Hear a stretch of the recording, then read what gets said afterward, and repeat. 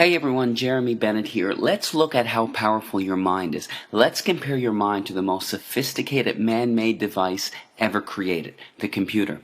The average computer can hold about 250,000 pictures, 20,000 songs, and hundreds of full-length videos. Nowadays on something the size of my finger. Crazy. But let's compare it to your mind. Your mind can perform an estimated 10 quadrillion operations per second without you even knowing it. Wild. Ask yourself right now, what's making your blood flow throughout your veins with the perfect amount of pressure to keep you alive? What's making your heart beat right now? Are you consciously commanding your heart to beat right now? No. What's maintaining your body core temperature to the perfect degree to keep you alive? What's doing the 6 trillion things to your 60 trillion cells every single second? It's something called your subconscious mind. This is the powerhouse to who you are. Your cat has it, even your puppy has it. But of all the things that your subconscious mind can do, it can't do one thing. And this thing can help you attract good things into your life, or can absolutely demolish your health. What is that one thing it can't do? It can't distinguish between a real event and something you merely think about. Sounds absolutely ridiculous, right? What happens when you have a nightmare? You wake up, your heart is pounding, you're sweating, and you're anxious beyond words. The nightmare existed in your mind. You weren't in any real danger at all, but your mind didn't know that. You physiologically reacted as if the nightmare was actually taking place in reality. There was a study conducted where a doctor hooked up an elite athlete, a professional skier, to a device that measured the athlete's muscle fibers. He told the skier to merely think about skiing down a hill without moving a muscle. The act of thinking about skiing down the hill actually made the same muscle fibers that would have actually fired off if he were to be actually skiing fire off from thoughts. This has been demonstrated time after time with the placebo effect. Group A suffering from a particular illness gets prescribed a pharmaceutical FDA-approved drug specifically designed to treat that illness. Group B suffering from the same illness gets a sugar pill, thinking it's real medication. Both groups get cured. In fact, the New England Journal of Medicine published a study involving two groups suffering from the same degenerative knee disorder. Group A had a surgery designed to scope out the knee and relieve the symptoms of the disorder. Group B, with the permission of the family, had a fake surgery. A placebo surgery, thinking that they had a real surgery. Only 3 small incisions were made in the kneecap, but no real surgery was performed. Both groups reported that the surgery was a success. In fact, researchers are suggesting that a minimum of 1/3 of all medical treatment, including surgery, is due to the belief that the treatment is going to work. The placebo effect. Most people don't realize that there is also something called the nocebo effect. It's practically the opposite of the placebo effect. The mind, instead of curing illness, contributes to illness. That's what a hypochondriac is. Their belief that they're going to develop a disease actually causes them to experience the symptoms of it. Whatever belief you hold in your subconscious mind will become your reality. Bottom line. That's how hypnosis works. The hypnotist implants the idea in the back of their subject's mind, and the subject experiences whatever they hold there. If they hold the belief that there's a spider on their arm, their eyes actually see a spider on their arm. An amazing demonstration occurs when the hypnotist walks towards his subject with his finger extended. He tells the subject that his finger is hot and burning. The hypnotist slowly touches the subject on their arm, and a blister actually forms in the exact place that the finger touched. Now, this is crucial to understand in all healing. Free will, as we understand it, is practically an illusion.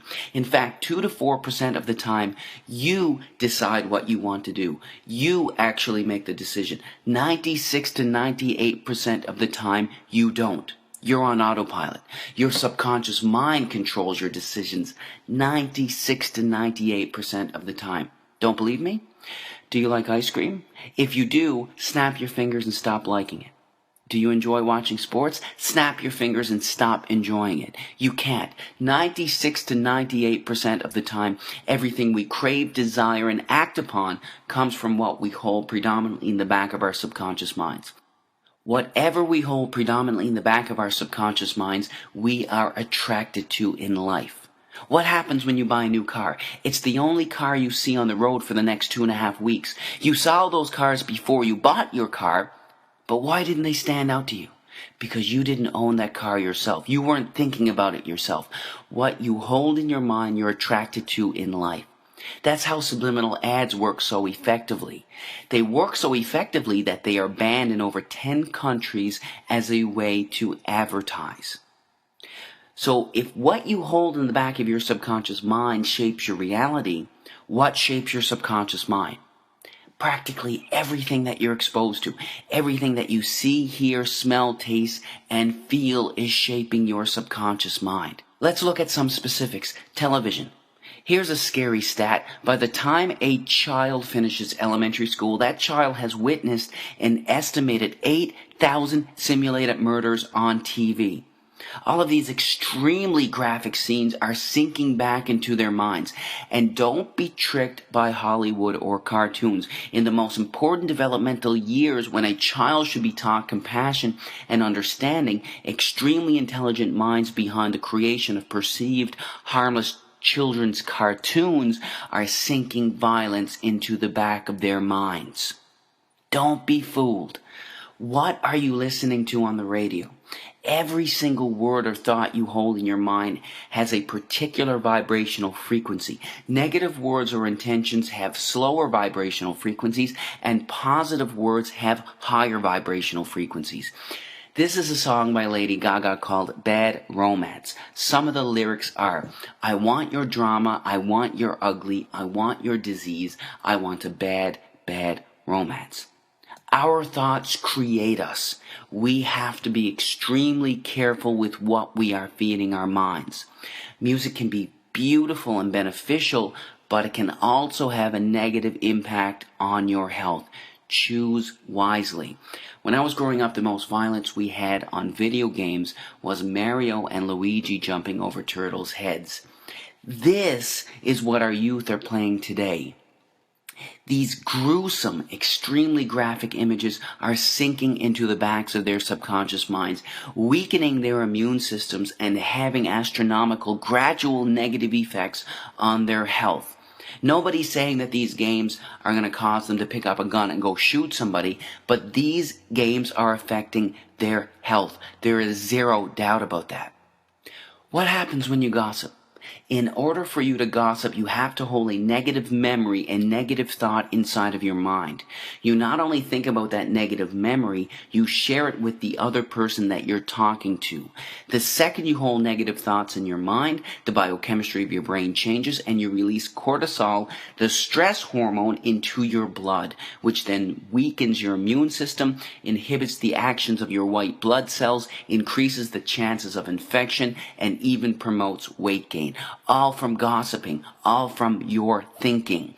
You can't gossip without hurting yourself. Remember that. But of everything you can expose yourself to, there is nothing more important than the thoughts you hold in your mind. We have on average 60,000 thoughts a day. And the reality is, not only are most of these thoughts the same thoughts we had yesterday, but they are negative thoughts, either dwelling on something bad in the past or fearing something that could potentially happen in the future. The second we have these negative thoughts, the second we release cortisol, the stress hormone, into our blood. Our thoughts create us. Most people believe that situations cause them anxiety, stress, or cause them to be depressed. The reality is this: there is absolutely no situation in the entire universe that can cause someone to experience anxiety. None. It's your psychological reaction to the situation that can cause you to experience anxiety, not the situation itself. This is crucial to understand. Why is it that when one person skydives, their brain releases endorphins, the good feeling chemical, into their blood, while releasing cortisol into another's? It's the same situation. How can the company of one person cause excitement in one person while making another person stressed? It's because it's never the situation that causes anyone to experience anxiety, but their reaction to it. You create your anxiety, not a situation. When you truly fundamentally understand this truth, that's when you realize that you control your anxiety, not a situation. It's one of the most liberating feelings you can ever experience. If you create it, you can take it away. Your thoughts control your life. You are the creator of your everything. Choose your thoughts wisely. God bless.